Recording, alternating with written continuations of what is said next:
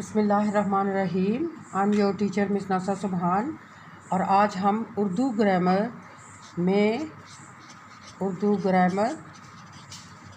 میں آج ہمارا ٹاپک ہے تشبیہ.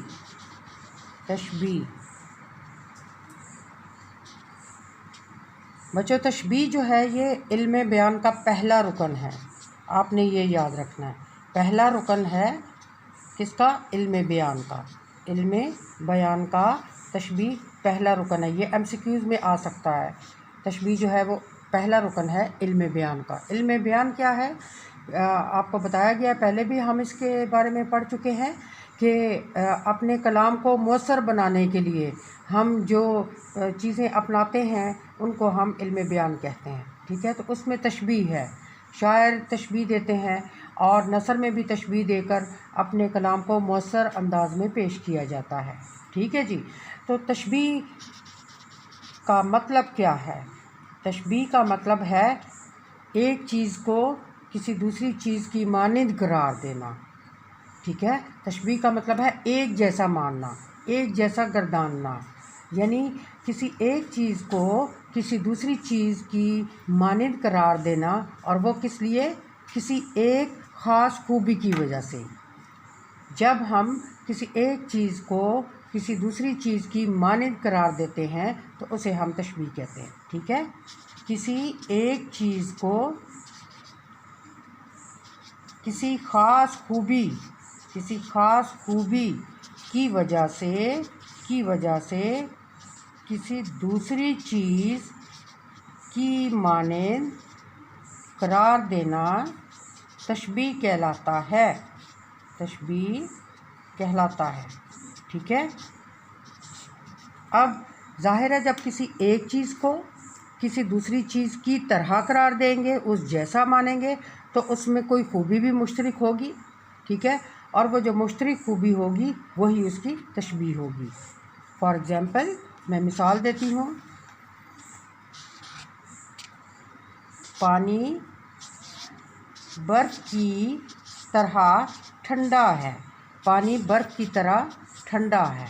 دیکھیے، میں نے تشبیہ دی ہے پانی کو کہ وہ، اگر میں سادہ جملہ بولتی پانی ٹھنڈا ہے تو ہم اس کے بارے میں ہمیں ٹھنڈک کا احساس اتنا نہیں ہوتا تھا. لیکن میں کہہ رہی ہوں کہ پانی برف کی طرح ٹھنڈا ہے، تو پانی کو کس سے میں نے تشبیہ دی ہے؟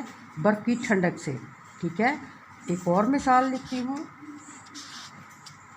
حمزہ شیر کی طرح بہادر ہے.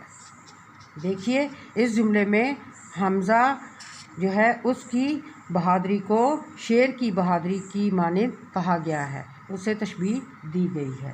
ٹھیک ہے، تو اب یہ سمجھ میں آپ کی آ گیا کہ تشبیہ کسے کہتے ہیں؟ کسی خاص خوبی کی وجہ سے کسی ایک چیز کو دوسری چیز کی مانند قرار دینا تشبیہ کہلاتا ہے. اب تشبیہ کے 5 ارکان ہیں. ٹھیک ہے جی، تشبیہ کے 5 ارکان ہیں. کون کون سے ہیں؟ نمبر 1 مشبہ، نمبر 2 مشبہ بہ، نمبر 3 حرف تشبیہ،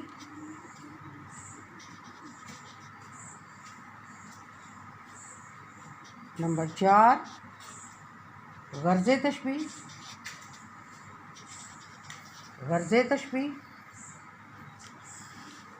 اور نمبر 5 وجہ شبہ. ٹھیک ہے، یہ اس کے 5 ارکان ہیں. اب مشبہ جس کو کسی چیز سے تشبیہ دی جاتی ہے، جس کو کسی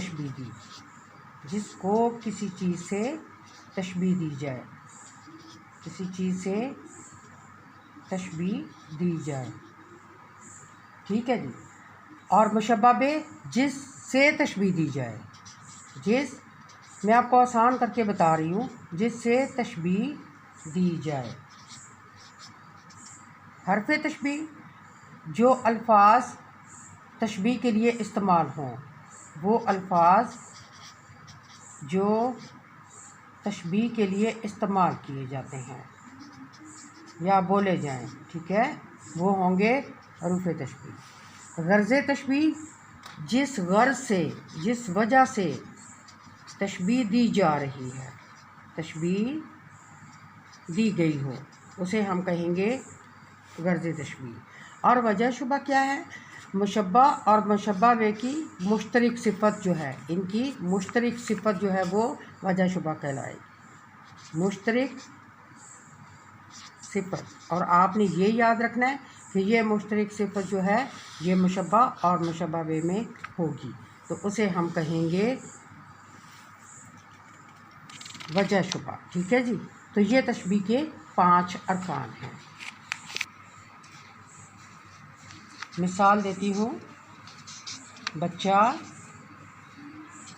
چاند جیسا خوبصورت ہے، ٹھیک ہے جی۔ اب اس میں یہ 5 ارکان جو ہیں، مشبہ، مشبہ بہ، حرف تشبیہ، غرض تشبیہ، وجہ شبہ، یہ اب ہم اس میں الگ الگ ان کو کریں گے۔ دیکھیے جی، بچہ، پہلا تشبیہ دی گئی ہے کس کو؟ بچے کو۔ کس سے تشبیہ دی گئی ہے؟ چاند سے۔ اور کس وجہ سے تشبیہ دی گئی ہے؟ کہ دونوں خوبصورت ہیں، بچہ خوبصورت ہے، چاند جیسا، ٹھیک ہے۔ تو اب بچہ، اس کو ہم نے تشبیہ دی ہے، اسے ہم نے بتایا تھا، مشبہ اسے کہتے ہیں جس کو تشبیہ دی جائے، تو بچہ کیا ہے؟ مشبہ جی۔ پھر دیکھیے چاند، چاند مشبہ بہ ہے، ٹھیک ہے، اس سے تشبیہ دی گئی ہے نا، چاند سے تشبیہ دی گئی ہے، تو چاند جو ہے وہ مشبہ بہ ہے، ٹھیک ہے جی۔ اور جو ہم نے حرف تشبیہ استعمال کیا ہے وہ ہے جیسا، جیسا۔ ہم نے کہا کہ بچہ چاند جیسا خوبصورت ہے، تو ہم نے جیسا کا لفظ استعمال کیا ہے، تو وہ ہم نے تشبیہ دینے کے لیے استعمال کیا ہے۔ بہت سے الفاظ استعمال ہوتے ہیں تشبیہ دینے کے لیے، کی سی ہے، اور کاسا ہے، جیسا، اس جیسا، اس کی مانند، یہ سب جو ہیں یہ تشبیہ کے لیے الفاظ استعمال کیے جاتے ہیں، ٹھیک ہے جی۔ اور یہ سب حروف تشبیہ جو ہے یہ ہم حروف تشبیہ کہیں گے جیسا کو۔ پھر جی ہمارے پاس آ جاتا ہے خوبصورت، خوبصورت، یا ہم نے خوبصورتی بیان کی ہے تو وہ ہماری ہے وجہ شبہ۔ اب وجہ کیا تھی تشبیہ دینے کی؟ خوبصورتی، ٹھیک ہے، وجہ تھی خوبصورتی۔ تو یہ 5 ارکان ہم نے اس میں استعمال کیے۔ اب شعری مثالیں بھی ہوتی ہیں، مثلا زندگی ہے یا کوئی طوفان ہے، ہم تو اس جینے کے ہاتھوں، اس جینے کے ہاتھوں مر چلے۔ دیکھیے اب اس میں شاعر نے زندگی کو تشبیہ دی ہے، کس سے؟ طوفان سے، کہ اس کی زندگی میں بہت زیادہ دکھ ہیں، ٹھیک ہے، تو وہ زندگی کو طوفان سے تشبیہ دیتا ہے۔ میر تقی میر کا شعر ہے، نازکی اس کے لب کی کیا کہیے، پنکھڑی ایک گلاب کی سی ہے، ایک گلاب کی سی ہے۔ دیکھیے اب شاعر نے محبوب کے ہونٹوں کو، ان کی نازکی کو تشبیہ دی ہے کس سے؟ گلاب کی پنکھڑیوں سے، ٹھیک ہے۔ تو مقصود کیا ہے؟ خوبصورتی بتانا، ہونٹوں کی نرمی بتانا، ٹھیک ہے جی۔ تو شاعر جو ہے محبوب کے لبوں کو تشبیہ دیتا ہے گلاب کی پنکھڑیوں سے، اور اس میں مشترک خوبی کیا ہے؟ خوبصورتی، اور ہونٹ بھی نرم ہوتے ہیں اور گلاب کی پنکھڑیاں بھی نرم ہوتی ہیں۔ تو اس طرح سے شاعر تشبیہ کا استعمال کر کے اپنے کلام کو بہتر بناتے ہیں۔